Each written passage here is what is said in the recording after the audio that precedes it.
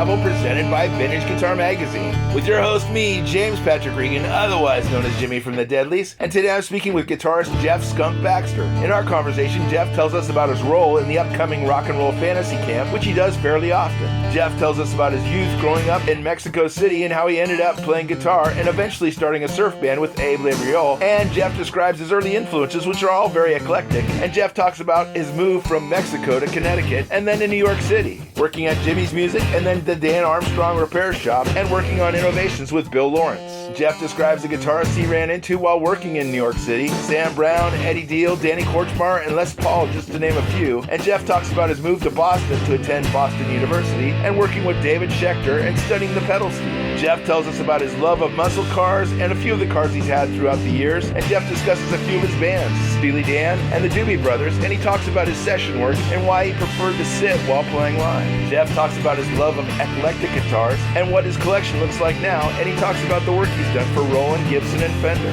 Jeff discusses his work for the government, his hand in bringing rock and roll music to Russia, and his thoughts on new technologies and the ones used during World War II, and talks a little bit about Nick Cook's book, The Hunt for 0 Points. Jeff tells us about being an avid reader of technical journals and guitar magazines, and he talks about plans for a second solo album. To find out more about Jeff, you can go to his website, jeffskunkbaxter.com. That's JEFFSKUNKBAXTER.com. Please subscribe, like, comment, share, and most of all, review this podcast. I'd really appreciate it. And please support Vintage Guitar Magazine and all the wonderful things they do for us guitar players, because they do so many wonderful things for us guitar players.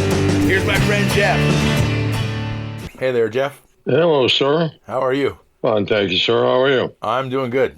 It's an honor to meet you. You're very kind. Thank you. Albeit in a virtual world, but it's an honor to meet you for sure. Pleasure's mine. You're doing the Rock and Roll Fantasy Camp coming up pretty soon? Yeah, I've done a few of them, and they're a lot of fun. It's always a good chance to hang out with friends. Sure. Do you actually teach, or are you mentoring most of the part, or just telling stories? Mostly playing with the different individuals. I have not done much teaching. And I haven't really done a mentoring thing for quite a while. That's a little more time than I have. Sure. It's fun, though. Yes, of course. As a youth, you were in Mexico City. You grew up in Mexico City, is that correct? Yes. How did that happen? Were your parents in government? No, my dad was an advertising executive. I don't know if you ever saw Mad Men. Sure. That was my dad. Oh, right on. Yeah, he was senior executive vice president of J. Walter Thompson. Oh, wow. Which at the time was the biggest advertising agency in the world. So, yep, Mexico was, it was a lot of fun. Sure. And I had a great little surf band with Abraham Laboriel. And what was Abe doing in Mexico? He grew up there. Oh, did he really? Yeah. Oh, wow. Yeah. Okay.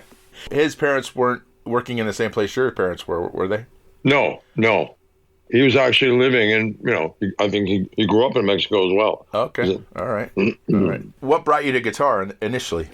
On my 9th birthday, my parents bought me a guitar. Okay. And it pissed me off because I wanted a bicycle. And I'd already been taking piano lessons for years, so I just kind of I just hung it on the wall. Okay. And a few months later, a friend of mine who lived in the same apartment complex, a guy named Kurt Bundy, asked me he noticed the guitar on the wall and said, if I show you some chords, that would give me somebody to play with. I went, yeah, okay, I'll give it a try. And I don't know, I just kind of fell in love. Was it a nylon string? No, it was had steel strings. It was a cheap guitar. Okay. And it didn't play all that great, but I started to modify it as best I could. Sure. All the way back then. And it was okay. It got me started. Yeah. Did you ever get a bike? No. You never got a bike? Never got a bicycle. What was Mexico City like for a kid back then? It's fantastic. at the time, there wasn't a lot of violence. Everybody got along. You could literally get anywhere you wanted to in Mexico City, either for a 1 peso. You could take what they called the pesero, which was a taxi that would go all the way from my neighborhood all the way to downtown. Okay. Or, as you got to know the guys who drove the milk trucks and water trucks to make deliveries, you just jump on that and you knew their routes and you could ride with them. That's great. Did you go to school in Mexican schools? I went to the American school there for a couple of years. And they taught half a day in English and half a day in Spanish. Okay. Yeah. And then after that, my dad wanted me to get a better education, so they sent me to the British Embassy School. Okay. Green Gates Academy, yeah. Wow. And what was your dad doing in Mexico City? I mean, I knew he worked for an advertising agency, but like, why Mexico City of all places? Well, he was running all of J. Walter Thompson's Latin American business, so sort of centralized in Mexico City. Okay. Did he speak fluent Spanish? No. No? No. No. Wow. And did you learn how to speak fluent Spanish? Yes. Oh, right on. Well, again, they throw you right. You throw your feet first, and between half a day in school in Spanish, playing Little League and Pony League baseball, playing with a lot of Mexican musicians and rock and roll bands, just generally immersing yourself in it, very quickly. Yep. Was baseball a big thing down there? Huge. Yeah. Baseball was to poverty-stricken Mexican kids what football and basketball was to African-American kids in the United States. It was a possible pathway to success. Sure. So you got 12-year-old kids throwing a baseball at 85 miles an hour, They're trying so hard. Yeah. And it was great. It was great baseball. Yeah. That's great. And when you did get interested in guitar, when you got interested, what brought you there? Well, there were a few influences, obviously, or not obviously, but the Ventures were a big influence. Sure. And I was very lucky years later to get to know them, play with them, produce records for them. Yeah. So it kind of came full circle. Howard Roberts was a big influence. I listened to both his first albums. Okay. Basically learned them note for note. Yeah. And there were other guitar players like Billy Muir, Charlie Christian. Sure. Oh, of course. And Django Reinhardt. Yeah. Which were, because Mexico was a very eclectic place as far as music was concerned. There were a lot of influences. Yeah. Were you mostly listening to instrumental guitar work? I mean, the Ventures, obviously, but... Yeah. I mean, obviously, I was listening to American rock and roll. But because I had a real fondness for guys like Wes Montgomery and Les Paul, Howard Roberts, and again, Charlie Christian, Django Reinhardt, Kenny Burrell, Kenny Bunn, guys like that. I listened to a lot of guitar instrumentals. Sure. Were you in Mexico when the Beatles hit? Yes.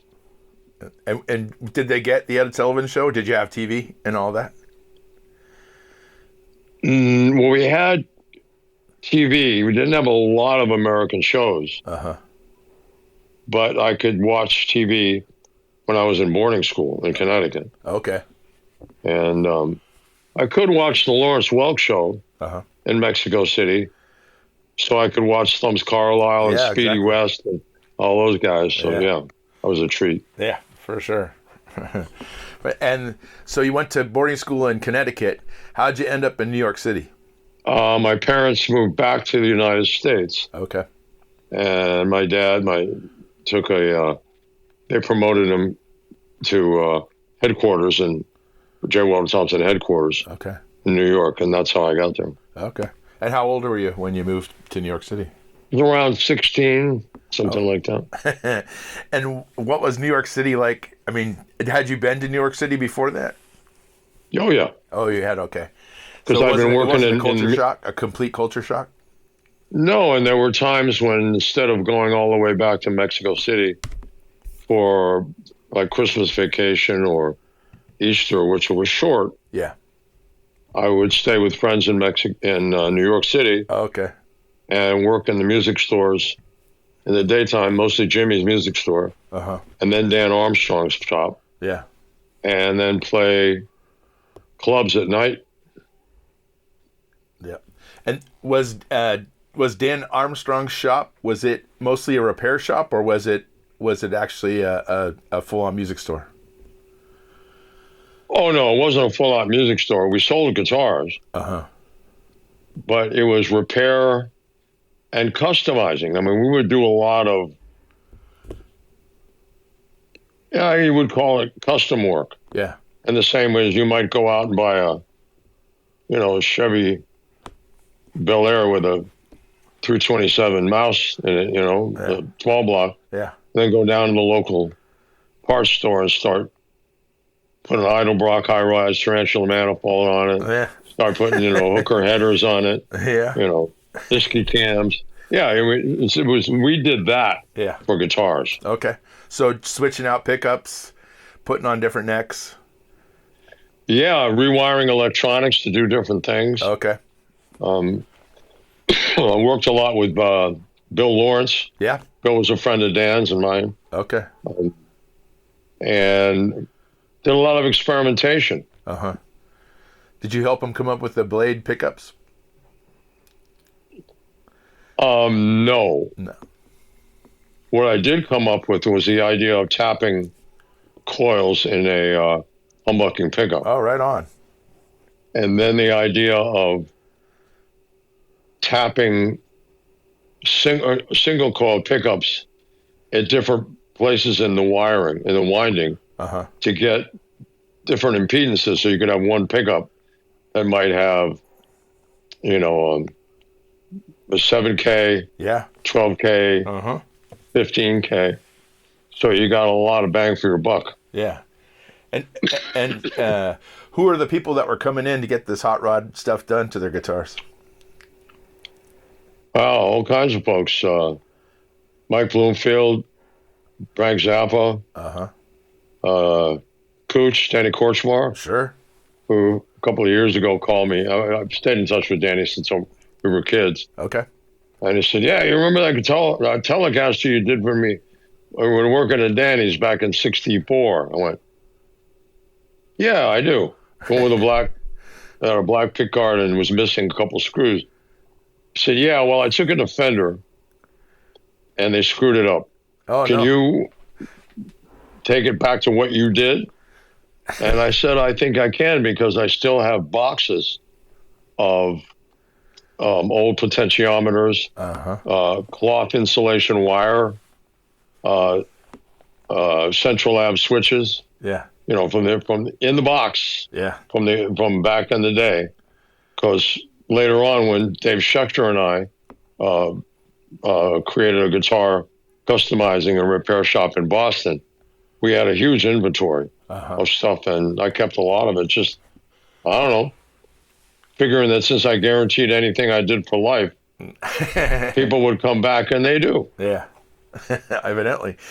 And do you have a full-on shop in your garage currently, or? I have a workbench. I mean, it's a miniature version of what I had at Dan's place. Okay. All right. And had you been tinkering, through all the bands, through all the music you've done? Have you been tinkering on guitars this whole time? Oh yeah. All right. Cool. Oh yeah. Very good. Doing work for Gibson, doing work for Fender. Wow. Kelly guitars. A number of different folks. Yeah. Yeah. And just notable guitarists that you met while you were in New York City. Anybody that would come to mind? Well, anybody would come into dance shop. That's when I first met Les Paul.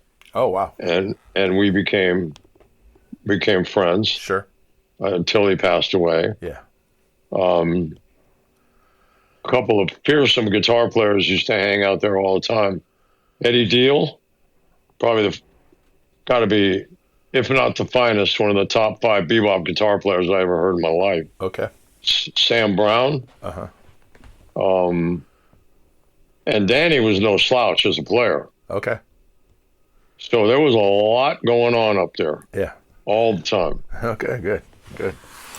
And what about at Jimmy's? Did you meet people there? Yeah, different people would come in from different bands. I remember a gentleman from the Blues Bagoos came in one time. I helped him with one of his guitars. Because I was starting to do guitar repair when I was working at Jimmy's. Okay. And that's why Dan Armstrong came over to Jimmy's, because there weren't a lot of guitars coming out of Jimmy's to his shop to be repaired. So Dan said, "How much are they paying you?" I went, "Minimum wage, $1.25 an hour, you know." And he said, "Well, I'll pay you $5 an hour. Wow. Come work for me." I went, "Oh yeah." That was big money in those days. Oh, of course. Of course. And so this would be like the late 60s when this is happening? Mid-60s. Mid-60s, okay. Very good. Did you ever work for Manny's across the street? No, but I did a lot of guitar repair at Manny's. Okay. From Manny's at Dan's place. And Henry Goldrick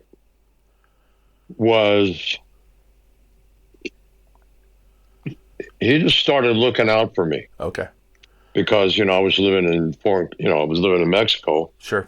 And didn't really have a home, other than staying with friends. Yeah. Sometimes at the corporate apartments in my dad's company. Okay. But he took a liking to me and just looked out for me. Yeah. Did your parents give you a choice of if you wanted to stay in New York or if you wanted to go to live in Mexico? Not really, because my dad had to stay in Mexico until the opportunity arose, and I enjoyed it. Yeah. I liked playing in the music scene. I was a young kid. Yeah. But I'd managed to weasel a cabaret card so I could work in the clubs. Okay. And I loved playing in rock bands in Mexico. Sure. Yeah. Playing with bands like the Hooligans and people like that. Plus, Doug Messenger, great guitar player. We played a lot together.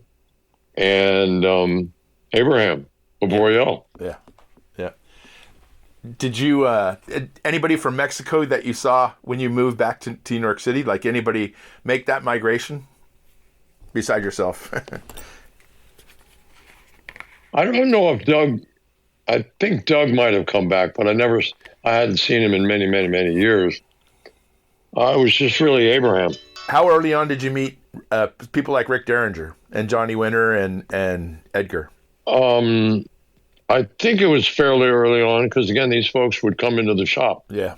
It was really the only place that you could go to if you wanted, say you wanted somebody to install a Bixby tremolo on your Telecaster, or you wanted to swap out the capacitors on the tone controls in your guitar. Yep. Yeah, we were it.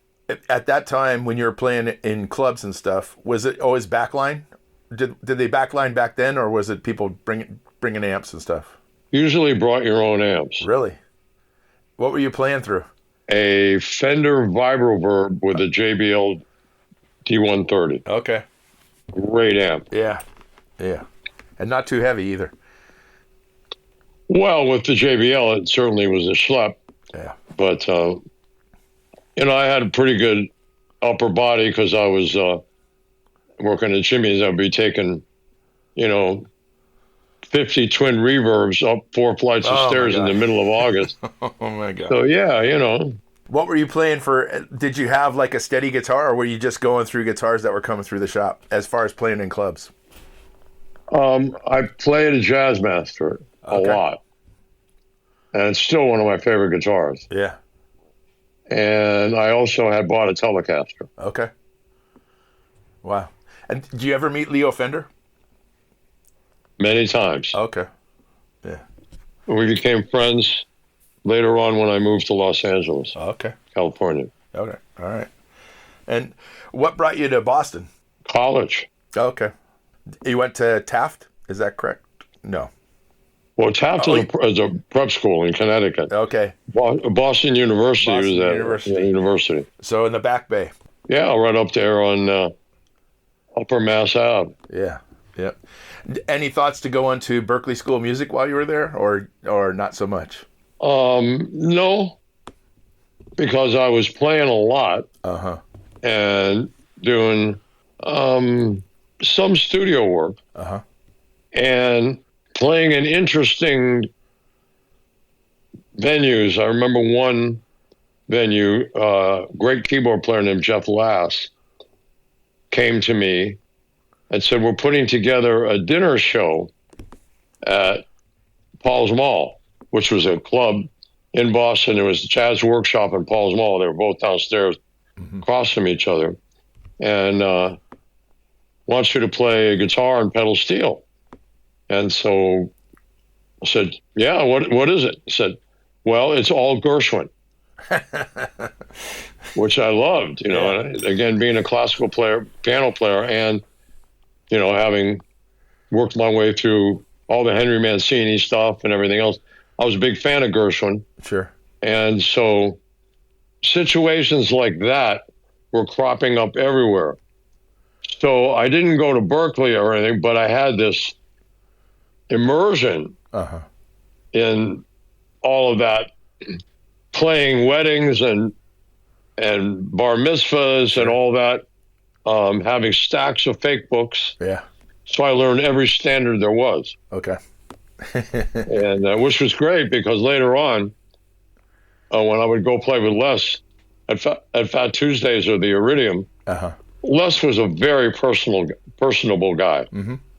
And most of the guitar players that came and played with him sort of lived in the world of the pentatonic scale. Of course. You know? Yeah. But he was very gracious. And so, you know, he would play the blues. But when I would walk in, he'd go, all right. So what do you want to do, Les? Well, we'll start off with On Green Dolphin Street. Oh, wow.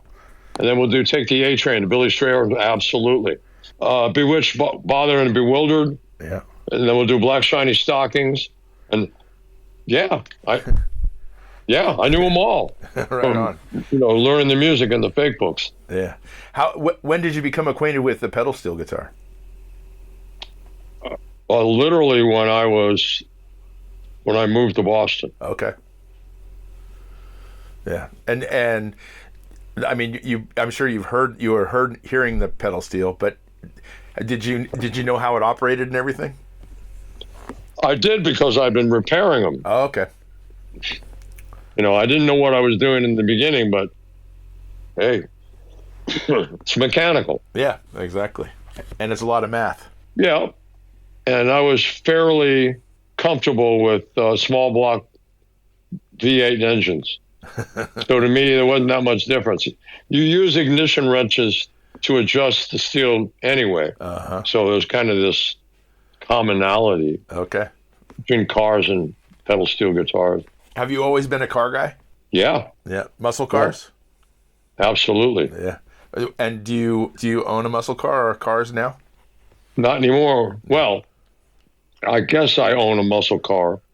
I have a 2003 Ford Explorer. Okay.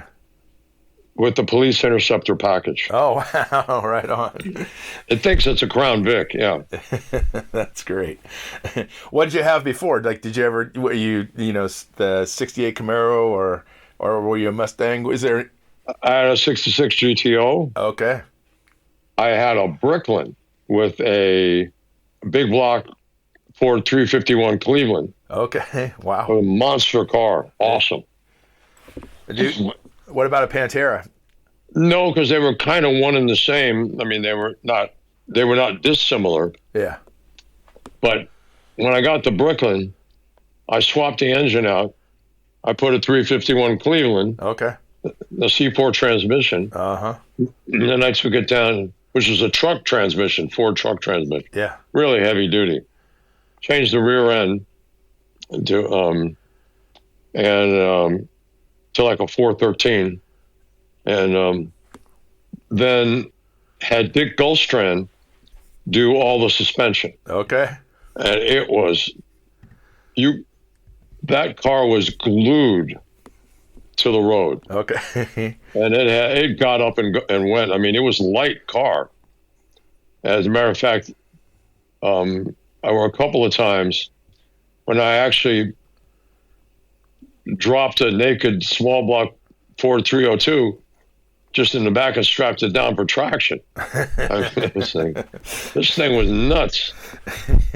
And where were you living when you were driving this? Are you driving it on on a racetrack, or are you driving it on the street?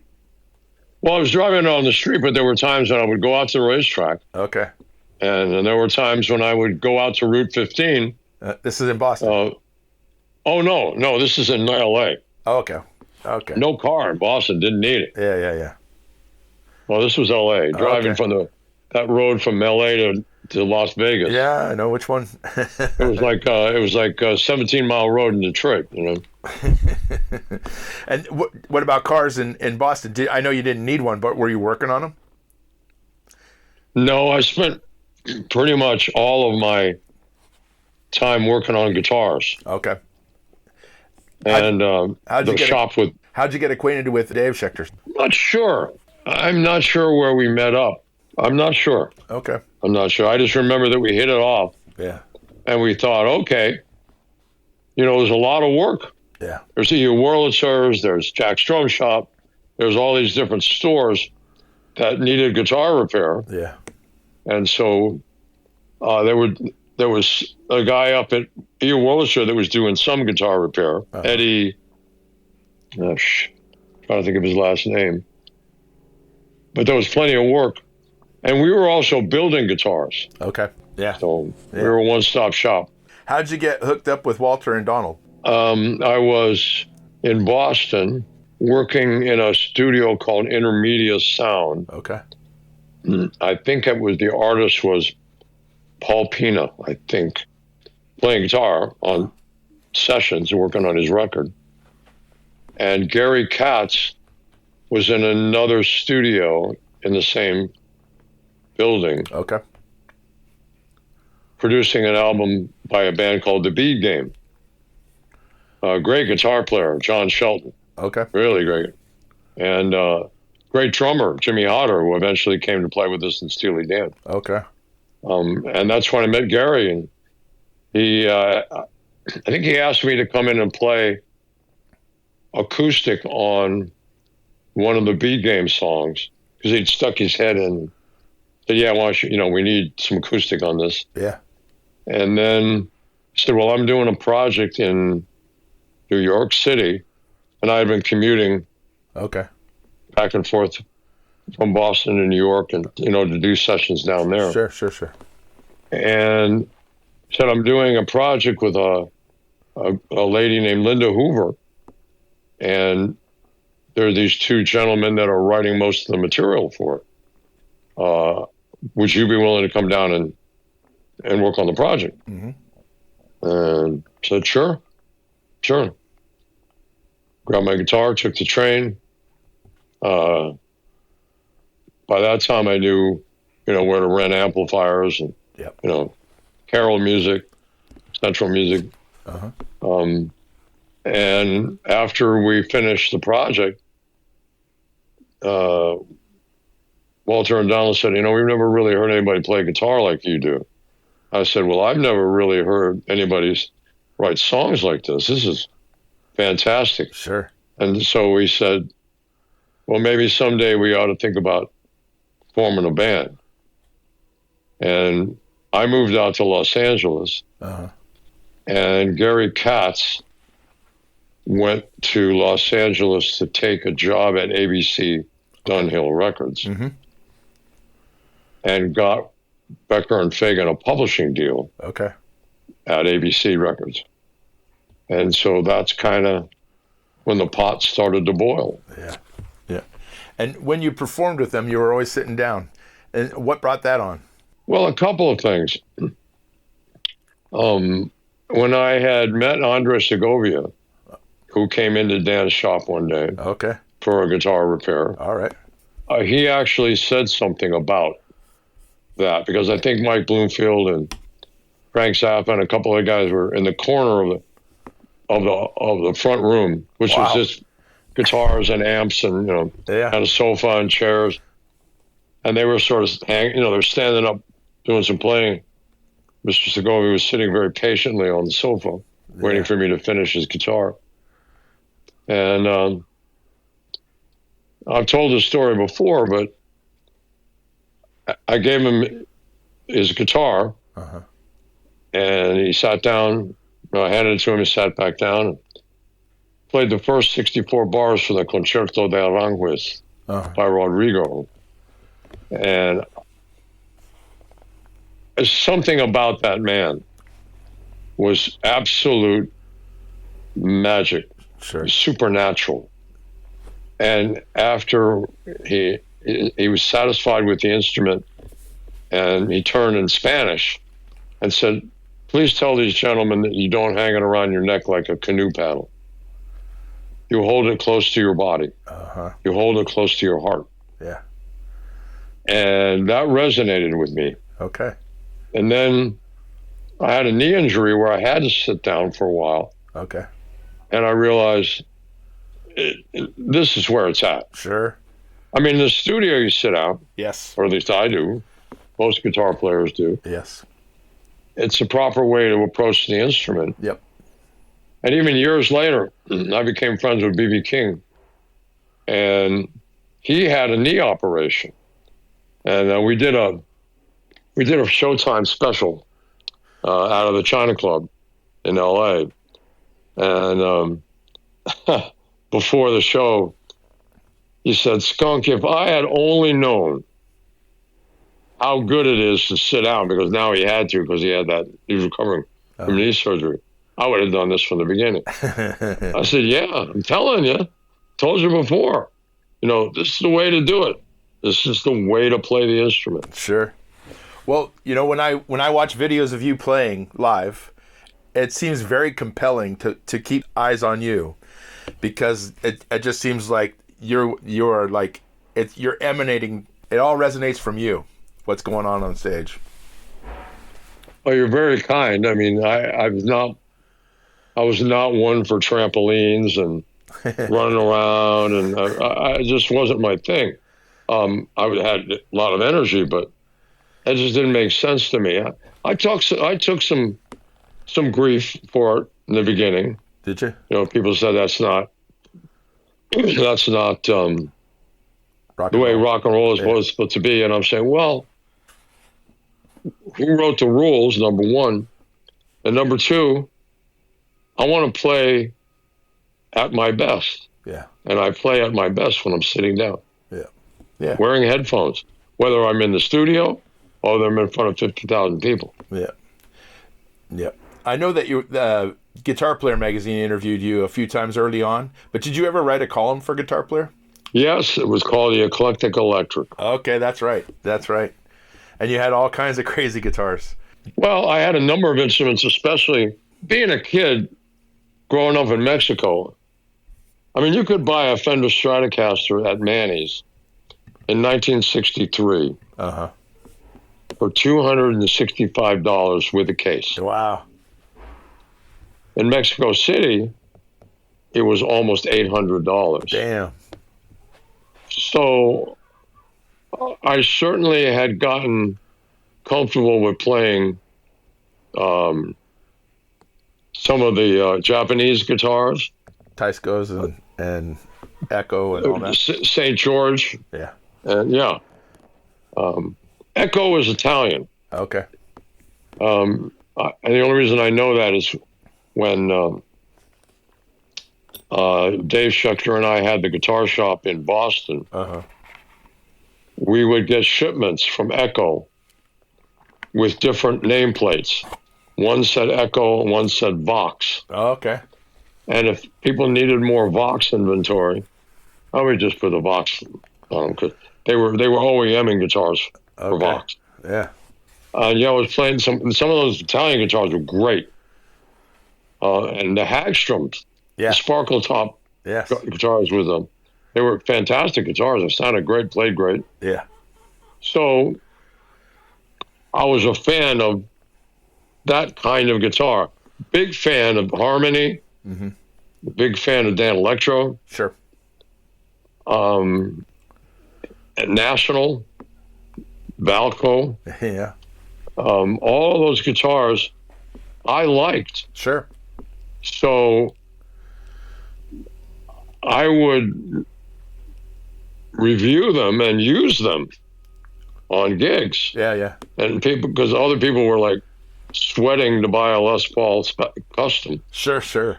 I'm thinking, okay, well, that's nice. That's nice, but yeah. Was it a lot of work to get them in tune? Sometimes. The Harmony guitars that were coming out of Sears were great guitars. I still have a few. Do you really?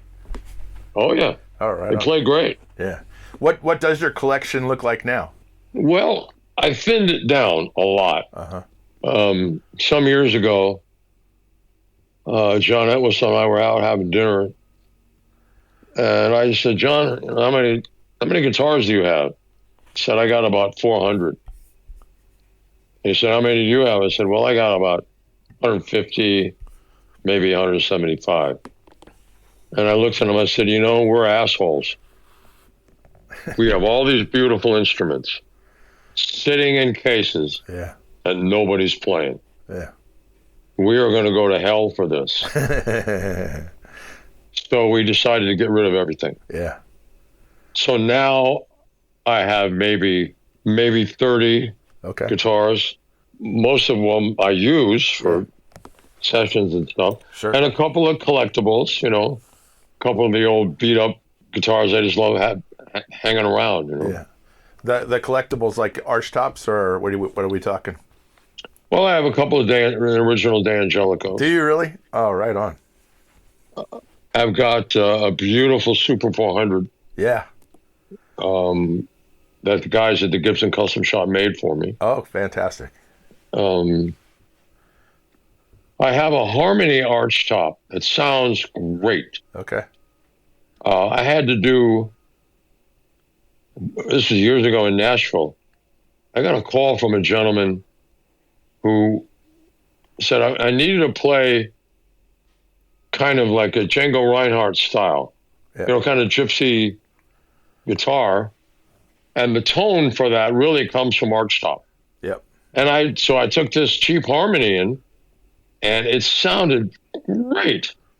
Very lively, very expressive, very dynamic. And so, I mean, I think a guitar sold originally for $65. Yeah, no kidding. It had binding. Yeah. Ooh. What about amps? Do you have amps at home? I do. Anything in particular? All Fenders or a variety? A lot of Roland, because I've been working with Roland for 52 years. Okay. And I've helped design amplifiers for them. Like the JC 120s and stuff? The JC 120 was designed by Mark Taruta and his team. Okay.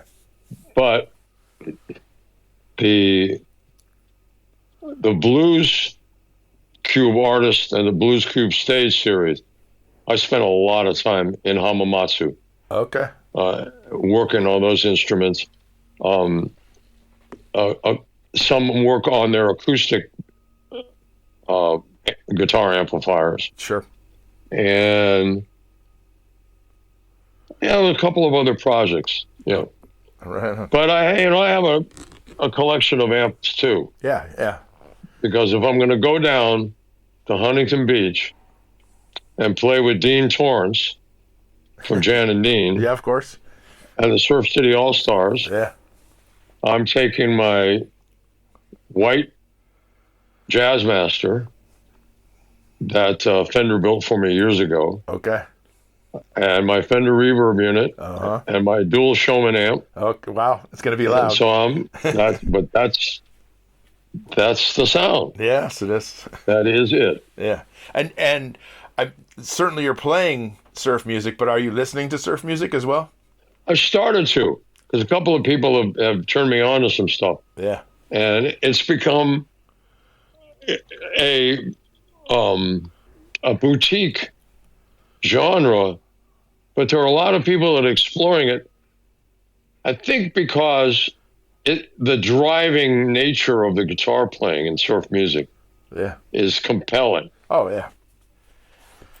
Yeah. It's all the good parts. It's all eighth notes. So with lots of reverb. Yeah.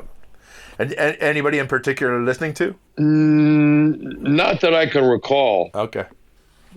But I'm starting to go out and search it. Yeah. Listen to it. You recorded an album with Glenn Campbell at one point. Had you met Glenn Campbell before that? Yeah. He was did a lot of studio work in L.A. Okay. Yeah, a good player. Did you bring Michael McDonald into the Doobies? Was that your doing? Yes, I did. Okay. And basically, I mean, it turned the Doobies from a rock act, a normal everyday rock act, into something that was more than that. Almost, not quite as complex as Steely Dan, but pretty damn complex. That was kind of in the back of my mind. Okay. And it's like, I guess Pat Simmons said, I upped their game. Yeah, you I did. guess that's the way to put it. But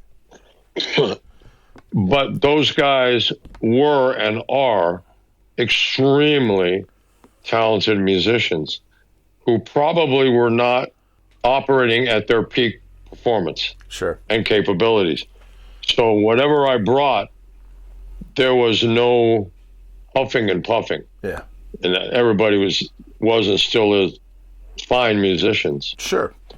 And the band, it definitely morphed.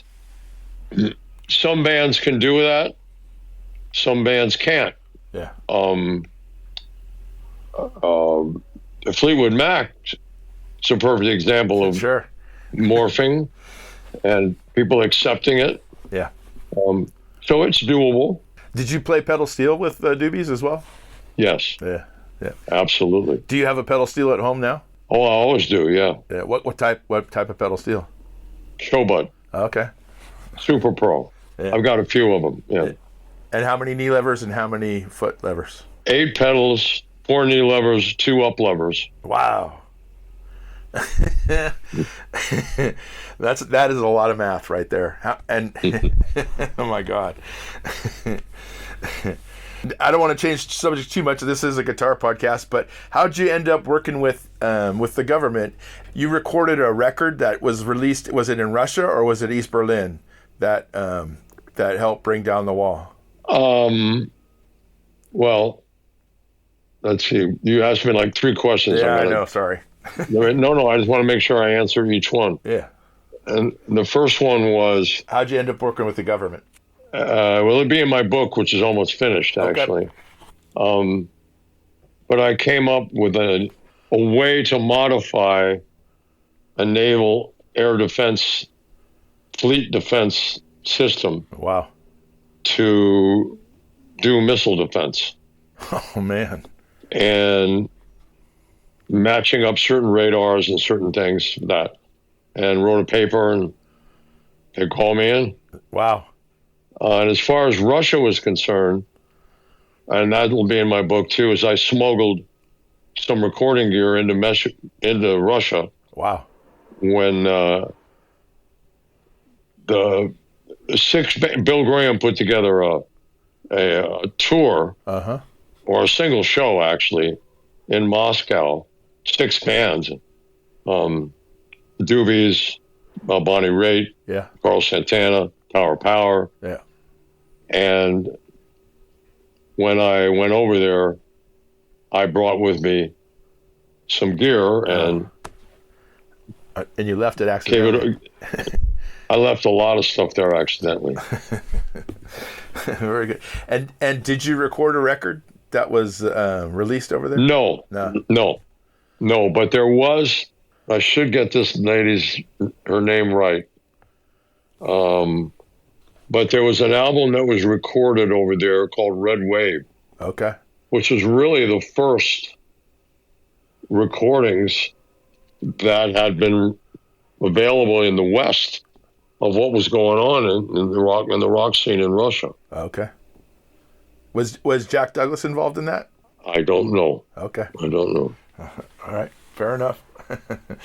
Fair enough. Though your first thing you mentioned about working with the government, working with radar and stuff, was that stuff something that you were pursuing while you were playing music? Not really, but because of all the consulting work that I was doing with Fender and Akai, okay, and Roland, I was trying to gain as much knowledge as I could about the transition from analog to digital. Sure. And I read every defense publication there was. Oh, really? Damn. And for that, I was getting a lot of information that just sort of percolated. Yeah. What do you think of the recent stuff about aliens and stuff like that? Do you pay attention to any of that kind of stuff? Well, I pay attention to everything. Okay. As far as getting into discussions about aliens, and I should not probably comment on that. Okay. Fair enough. But what I will comment on is there were a lot of technologies that were developed by the Germans in World War II. Are you familiar with Foo Fighters? Sure. Okay, well, that phenomenon is when you have hundreds of B-17 and B-24 pilots seeing that, that's for real. Yeah. When you see the levels of technology that the Germans had reached, especially in aeronautics. Yeah.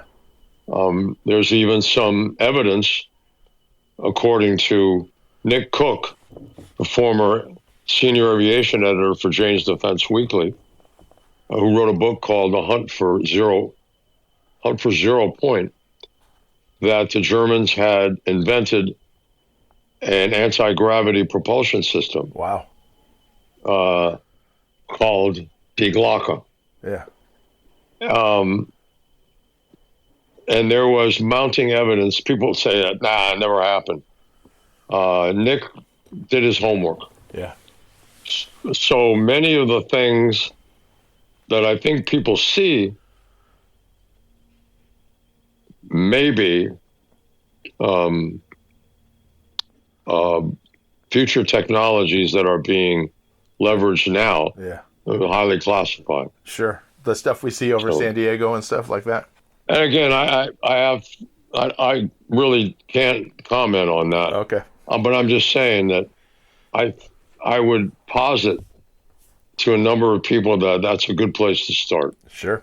All your consulting work and all this work that you're doing, how did you have time to be playing guitar? I mean, you had to play guitar to be consulting with Fender and Gibson and stuff, and Roland for that matter.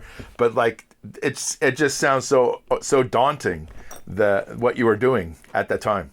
I never really thought much about it. Probably if I had, I probably would have seized up. To me, everything is kind of related. I mean, I use this phrase over and over, but a radar is just an electric guitar on steroids. Okay. It's the same physics, same properties, electromagnetism. Yeah. It wasn't like what I'm doing is that separated. To me, there's a lot of commonality. At the very least, tangential. What was your major at BU? Public communications. It was journalism and sound for video. Okay. Because I I hated the way that music sounded on television. And I asked them if I could, obviously I had to take journalism courses because that's what my dad wanted me to do. Okay. But I had asked them if I could go down a path that would incorporate things that were relevant to sound for video. Okay. Was it the recording itself, or was it the unit, the device? Was it the TV speakers? Did you improve the TV speakers, or did you improve the recording techniques? I did build a kind of a cheesy mono television with really nice speakers. Okay. And equalization. Okay. And so that told me that there was hope. Yeah. Then the next question was, okay, on the front end, where the music was being recorded, what is the level of technology there? And in many cases, it was very good. Mm-hmm. High quality microphones. Yeah. The best recording equipment possible. Sure. It just wasn't making it out of the box. Yeah. So that's something I spent a lot of time with. Were you playing guitar, or were you working on cars and stuff to kind of like give yourself some freedom from all this tech work that you were doing? Well, by that time I wasn't working on cars very much at all. Oh, okay. But still, I didn't in my mind differentiate. Sure. To me, it was all the same. If I would be working on maybe improving the routing in an old recording console and then discover, this equalization circuit, yeah, this is very cool. What if I built one and built it into a box and plugged my guitar into it? What could I do? Sure. And are you an avid reader? You must be. Very much so. Yeah. Any, like, a book a day or a book a week? Or? Probably don't read as many books as I should. Mostly what I read are technical journals. Mm-hmm. I mean, every week I read Aviation Week, okay, Defense Weekly, Foreign Affairs Quarterly, Foreign Policy Review. Oh, wow. National Defense. Sure. And then, of course, Guitar Player Magazine, Vintage Guitar. Yeah. I mean, I read pretty much current stuff. Is there anything you do to relax out outside of music and all these books and stuff? No, because again, I love playing the guitar. Sure. And I love reading. Yeah. And I love, osmosing information. Yeah. So I'm having fun all the time. You live in LA right now, or where do you live? I do. I live in Los Angeles. Yeah. How close are you to the beach? With no traffic? Yeah, well, I don't think that exists. There are times, yeah. Okay. I mean, it's probably a third of the day where you could, half hour, okay, 35 minutes maybe. Sure. Heading down the 405 out of Santa Monica. Yeah. Do you go to clubs very often? I used to. I haven't been doing it very much because I've been out playing with different folks. Sure. And my own band. And so I really haven't had much time. Yeah. And any plans for a second solo album? Yeah. I've been thinking about it because I've been hanging out with different players and stuff and been talking about what the future might bring. Sure. And it would be fun to do another record, I think. Oh, of course it would. And do you ever go down and play at the Baked Potato? Yeah, I've played there before, yeah. Okay. Spud. Yep, great place. Do you run into people like Joe Bonamassa or any of those guys? I just saw him about a month ago. We did a birthday party for Billy Gibbons. Okay. At the Troubadour, and we got a chance to hang out. Oh, that's great. I've known him for some years. Very, very great, very cool guy. Oh, of course. Not unlike yourself. You know what? It's been an honor to speak with you. I really appreciate all your time. And thank you, sir. Yeah, no, thank you. And I hope I get an opportunity to meet you in person at some point here. I look forward to it. Okay, very good. Thank you, sir. Thank you. Okay, talk to you later. Take good care. You too. Bye-bye. Thanks for listening to Have Guitar Will Travel. You can catch up on all the things I'm doing at thedeadlies.com, and I'm on all the social media platforms as well. And please support Vintage Guitar and all the wonderful things they do, because they do many, many wonderful things for us guitar players. Thanks. Please subscribe. Please tell a friend, and I'll see you guys next week. Bye, guys.